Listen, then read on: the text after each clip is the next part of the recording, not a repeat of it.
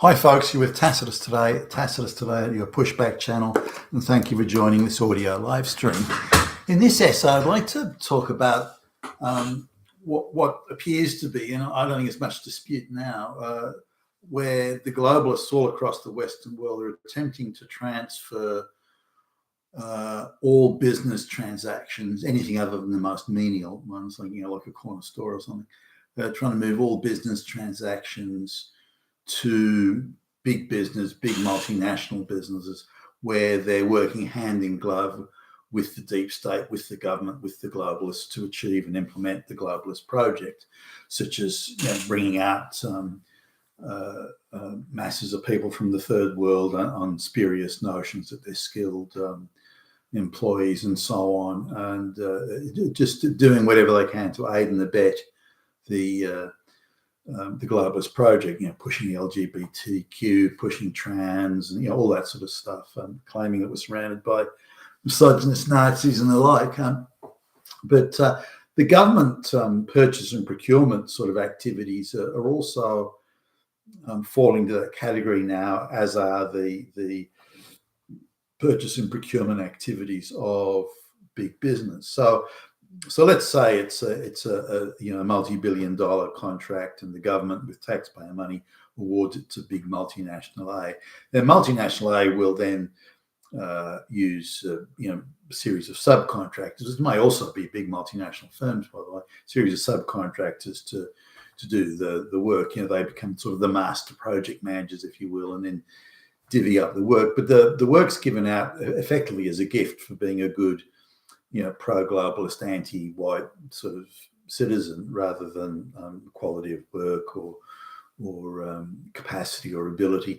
But how do they prevent sort of smaller firms from doing the business? And so we're noticing this more and more, and they do it by making the cost of business much higher than it needs to be. So before you can bid on a contract, for example, or any sort of smaller business can bid on a contract. And in an economy like Australia, by the way, because there's not a lot of multinationals that are indigenous to Australia, the majority of firms that are out there looking for, whether it be manufacturing or professional services or whatever, the majority of firms are in fact smaller businesses, or small by international standards at least. My business would fall into that category. So what do they do to try and prevent or limit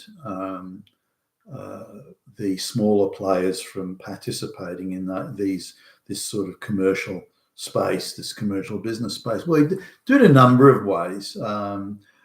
For example, they'll say, okay, anybody who wants to bid on this business must have a certain number of insurances, not just the basic sort of liability or indemnity, but a certain number of insurances.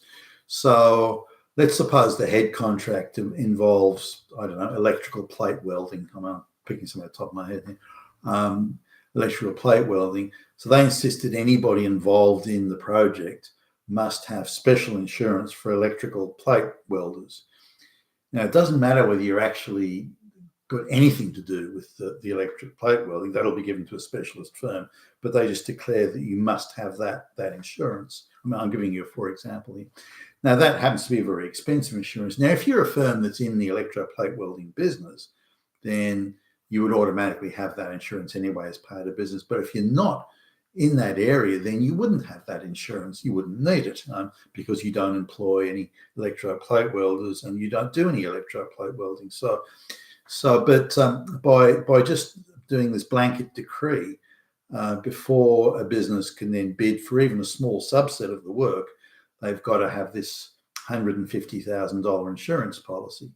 Now, the work they're bidding on may only be $50,000 worth of work or $100,000 worth of work. So why would you have a $150,000 insurance policy when you're only going to get $100,000 worth of work out of the thing? But they also they front end load it. So what they do is they say, well, you have to have all those insurances before you even bid. Now, or before you even put in a proposal. Now, this is absurd. I mean, if somebody wants to put in a proposal, subject to, okay, you win the proposal, subject to you getting these insurances, for example. That's fine. But they go, no, no, no, no, no, no, no. You must have it all before you even send in a proposal or send in a preliminary request for more information. You've got to have all those insurances in place.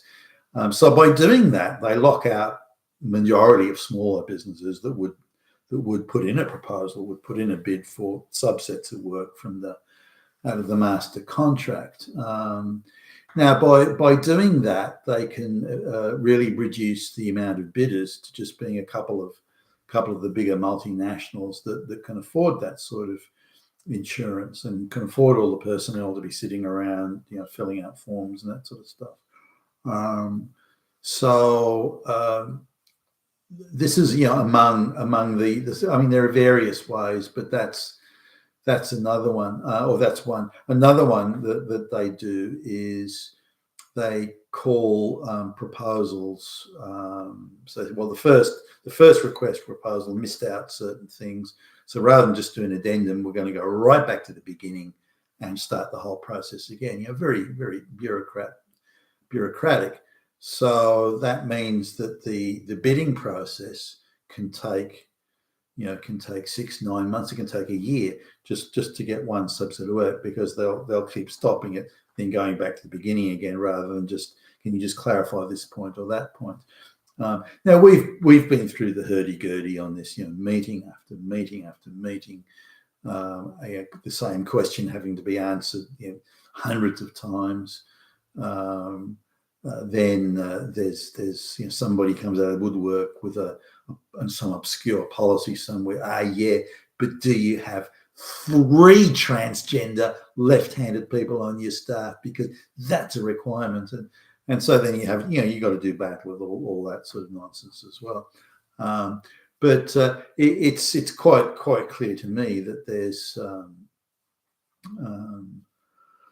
an attempt well, not an attempt. I mean, they're doing it to prevent small business or smaller businesses from being able to bid on the most lucrative, most profitable contracts. Sure, where there's no profit in it and none of the big boys want it, that you can all fight for. Reminds me, we used to have to go to Indonesia a lot on business, and just on the other side, there was the hotel, 5-star hotel, had this quite big wall around it. I mean, the wall must have been 9-10 foot high, and I wondered why. And when I was around the swimming pool, I would often have dinner down around the swimming pool in the evening, and have something to eat. And then the employees would throw the most undesirable scraps over the top of the wall, and we used to hear this scrambling sound. And I thought, I just assumed it was dogs or something. I didn't realise, but I took the stairs one day and I got quite a tight angle look at down. And there's all these very unfortunate handicapped people. So when food gets thrown over, this massive scramble for the food from all these peasants. Half of them had no legs or on one arm or something like that. So there, and that's what. So this reminds me what they're doing here. The absolute scraps that no one else wants. The local boys can fight and squabble over that. But another thing that they've started to do is they insist that you have to go through a briefing process. Now, these briefing processes are they're kindergarten level stuff, and we've been to quite a few. So you turn up and go, and it's not far from this. I'm exaggerating now, but it's not far off. So the alphabet starts with A, B, C. Say it with me. A, B. It's that level of why they have these things and why they would assume that everybody involved has got an IQ of 1 or something is quite beyond me. I just no idea why they do this. But they insist that you have to, and if you don't attend these, you can't then go on through the bidding process. So it's compulsory you attend, and the key people have to attend. You just can't send the office flunky. The key people have to attend. In addition to that, they've started doing things like if the location of the bulk of the work is the work to be done in a certain town or city, or that they then have an additional briefing that has to be on site in that town. Now, this means unless you've got an office in every state and you can afford to just fly people around to attend meetings that are pointless that you could easily do online, or you could get a copy of the notes or something. No, you have to actually have someone attending. And so you have to have an office there or be able to fly people around. Now, again, I don't mind paying for that sort of thing, and I'm sure no business that thought they were going to, win the contract would care about it. But remember, you have to do all this before the contract is awarded. These are just steps you have to go through and costs you have to meet just to be part of the ongoing process. Yet another one they've started doing is saying that if you want to attend, you have to pay a fee, an attendance fee. Now, it's not a lot. It's like $150 a person or something. So it's not going to, bankrupt the nation or anything like that. But again, it's yet another cost you have to meet while you still don't know if you're going to win the business. So just crunching the numbers, even for the smallest contract that may be $10,000 or $20,000 in value, they're still expecting particular and specific type insurances and other costs of business that even at minimum would be between $8,000 and $10,000. That's absolute minimum. Probably more for the smallest type Now, again, the contract may be only worth $10,000 to $20,000. So you've got to spend $8,000 to $10,000 to make $20,000, assuming you even win it, and you have to go through a process that can take 6 to 12 months. So in this, they're eliminating the smaller players. Now, the bigger players just need to hire a few temporary contractors, as individuals, not businesses, to do the work, and then those people will fall under their insurances and that sort of thing. So it suits and often this is used as a pretext or excuse to bring in workers from overseas on short-term work visas, things like that. So it's a terrible rort and a scam.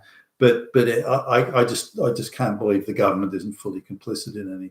And just based on conversations I've had with people around the world in different jurisdictions, it seems to be happening on or about the same way and in the same sort of structure.